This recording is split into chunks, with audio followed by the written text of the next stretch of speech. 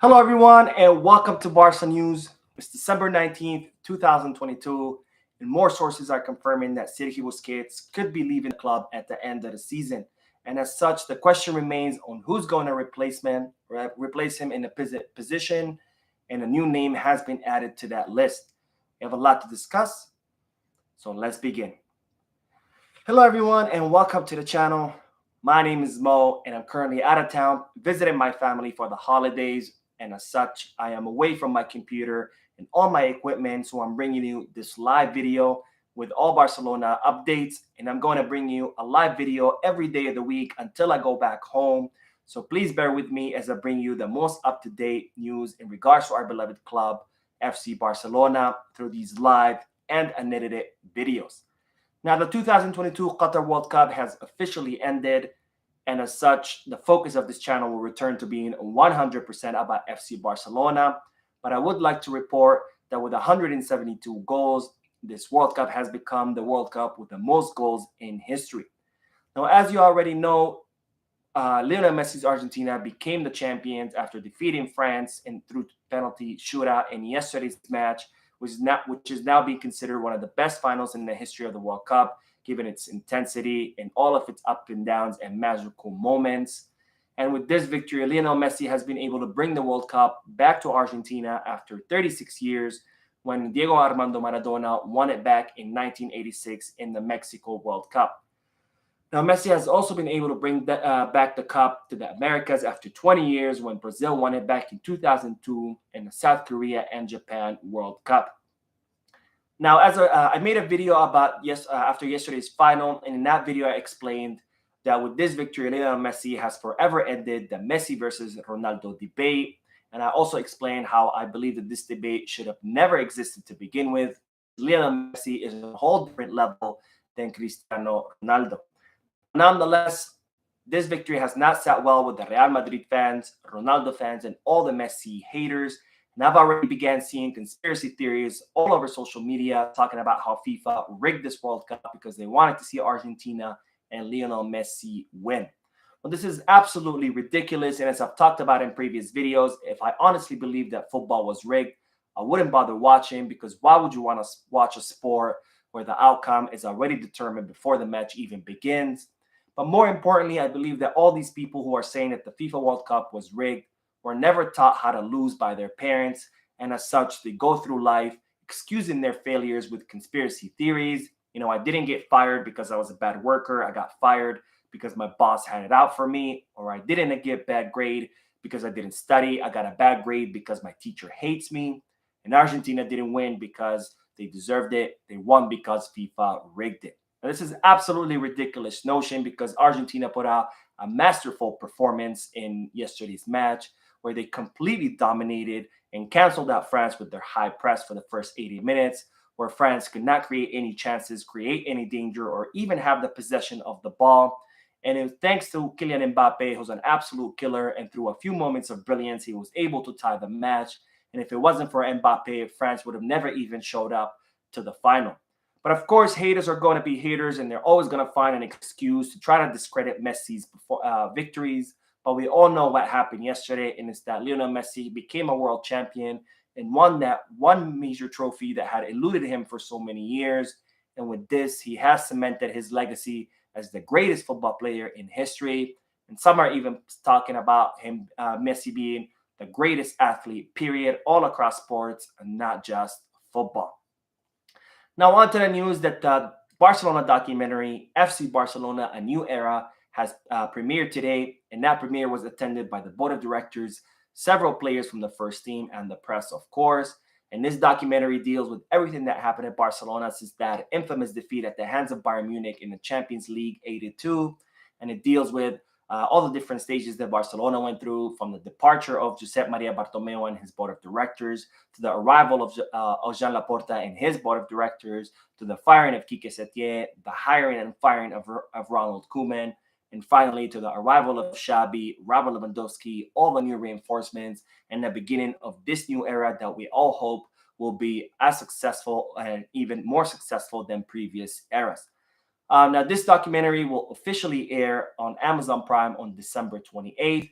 And as I mentioned before, I will be making a special series of video discussing each episode of this documentary and bringing in all the highlights of each episode for all of you who don't have Amazon Prime or who live in countries where this documentary is not going to air. Now, on to the news that Xavi is continuing the work with all the available members from the first team in the Ciudad Esportiva Sporting Complex. And as the days keep passing, more and more players will reincorporate themselves to the trainings as they come back from their vacation after the World Cup. And it's reported that Xavi has devised a plan for his players so they can recover from this World Cup. They can recover from their fatigue, any muscle problems they might have, or any discomfort, so they can be 100% fit and 100% ready when Barcelona resumes their La Liga competition. And the first match will be the Catalan Derby against Espanyol on December 31st. Now, no players who have participated in the World Cup are currently reporting injuries, for the exception of Ronald Araujo, of course, who's still recovering from that surgery that he had back in September. But nonetheless, the World Cup is a very short and very high intensity competition. So there probably are a lot of players who will come back fatigued and tired. So this plan that Xavi has devised is for these players to recover from their fatigue and their muscle problems, so they can get back into rhythm and they can be 100% ready for when La Liga resumes. Now, it's also reported that Xavi will be giving more playing time to those players who didn't get much playing time in the World Cup, such as Ansu Fati and Eric Garcia, in order to allow those players who did get more playing time during the World Cup to continue their recovery. Now, it's expected that Pablo Torre will be getting some playing time during his first few matches. And speaking of Pablo Torre, his future still hangs in the balance, and it's not clear what's going to happen. Now, as we've been talking about for several past weeks, Pablo Torre is considered one of the biggest promising talents in Spain, and as such, Barcelona signed him over the summer so he can, as a Barca Athletic player, with the idea that he would exclusively train and play some matches with the first team. Pablo Torre has refused on several occasions to play with Barca Athletic, and every time Xavi has asked him to go back down to Barca Athletic, Pablo Torre has always complained about some injury or some muscle discomfort. More recently, while the first team was off due to the World Cup, Pablo Torre was supposed to play some matches with Barca Athletic, but he complained of some ankle injury, and all of a sudden at the first team are training once again, his injury has completely disappeared. That as such, the club are now considering the future of the player. Xavi wants to keep Pablo Torre because he wants to count on as many players as possible in case there are any injuries or fatigue, because this is a very hectic calendar with the World Cup having fallen right in the middle of the season. However, the club want to loan out Pablo Torres so he can get more playing time and he can continue his growth and development and get some taste of first division competition. So we're going to have to see what the club is going to do, because it's reported that they will make a final decision in regards to the player's future in the upcoming days. Now, another player that Xavi does not know whether he's going to be counting on or not is Robert Lewandowski, because as I reported previously, Lewandowski has been issued a 3-match ban due to that gesture that he made in the match against Osasuna, where he touched his nose, and the referee interpreted that Lewandowski was saying that the referee was being arrogant. And there's, of course, Lewandowski's version, which he says that gesture was directed at Xavi because Xavi had talked to Lewandowski before the match about being careful and not getting yellow cards. Since Lewandowski got 2 yellow cards and got expelled, that gesture was aimed at Xavi to say, hey, look, what we talked about just happened. Now, this decision, the 3-match ban decision, was appealed by Barcelona, and that appeal was rejected. So now Barcelona have appealed it to a higher authority. And that authority has told Barcelona that they're going to take 2 weeks to make a final decision. So Xavi doesn't know whether he's going to be able to count on Lewandowski during those matches. He's definitely not going to be able to count on him during that derby against Espanyol, because Lewandowski did get a red card, and that's an automatic 1-match ban. But Xavi doesn't know whether he'll be able to count on the Polish striker in the following 2 matches against Atletico de Madrid and Getafe. Now, on to the news speaking about Espanyol, that match is going to take place on December 31st, and Barcelona have announced through their website that they're not going to be selling any tickets to any Espanyol fans, and any fans who show up to the match with an Espanyol jersey, carrying an Espanyol flag, or any kind of emblems that connect that person to Espanyol are not going to be allowed into the Spotify Camp Nou. And they're doing that as a precautionary measure to prevent any violence, such as the violence that took place back in 2008, where a lot of fights broke out between Espanyol fans and Barcelona fans. And Barcelona also want to prevent that debacle that happened in the Europa League last season, where Barcelona played at the Spotify Camp Nou against Eintracht, and 30,000 German fans were able to make their way into the stadium, and that seemed like an away match rather than a home match. But this kind of precautionary measures are not too out of the ordinary. In fact, Espanyol have used these precautionary measures as well in their matches to ban Barcelona fans from their stadium. And this is only to guarantee the safety and the enjoyments of the fans at the stadium.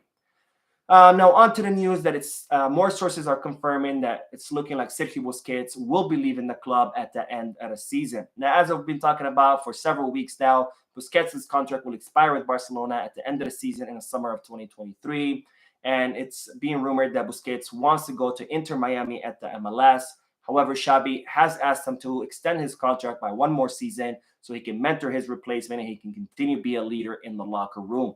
Now, Busquets has reportedly said that he wants to consider all his options and he's not going to make an official decision until February of 2023. But more and more sources are coming forward saying that it's looking more likely that Busquets will leave the club at the end of the season and that he has made up his mind and that he has even chosen a home where he's going to live in Miami, and he's even chosen the schools for his kids, and that Busquets is due to link up with Luis Suarez at Inter Miami. Now, with this, the question remains on who's going to replace Sergio Busquets in that pivot position. And of course, we have been talking about several options, beginning with Real Sociedad's midfielder Martin Zubimendi, who is Xabi's number one option to replace Busquets. However, the club are not too happy about the price of Zubimendi because he does have 60 million euros, which the club are not willing to pay, given the difficult financial situation that the club are currently going through. Now, there's also the option of Ruben Neves, who is the sporting committee's favorite option to replace Busquets, and his agent Jorge Mendes has already done all the work to make the move of the player from Wolverhampton to Barcelona, and that move is pending Xabi's green light. However, neither Xabi nor his training staff are convinced that Neves will be a good profile to replace Sergio Busquets.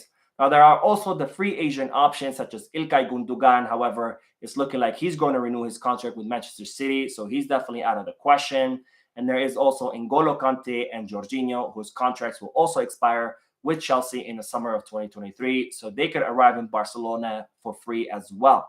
In the case of Kante, there looks like there'll be a lot of doubt about the player's physical fitness, because he has been dealing with a lot of injuries lately. He has missed the World Cup and he hasn't been playing much this season.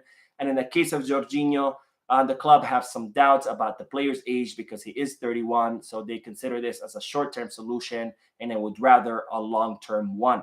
Now, a new name has been added to the list, and it's reported that this player checks all the boxes of the club. And this player is the Moroccan Sofyan Amrabat.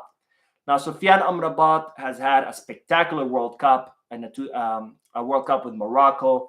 And as such, he has caught the attention of Barcelona, and Barcelona consider him as a perfect candidate because, first of all, he is 26 years old. So he is not too young like Martin Zubimendi and not too old like Kante and Jorginho. He's in that perfect age where players hit their prime.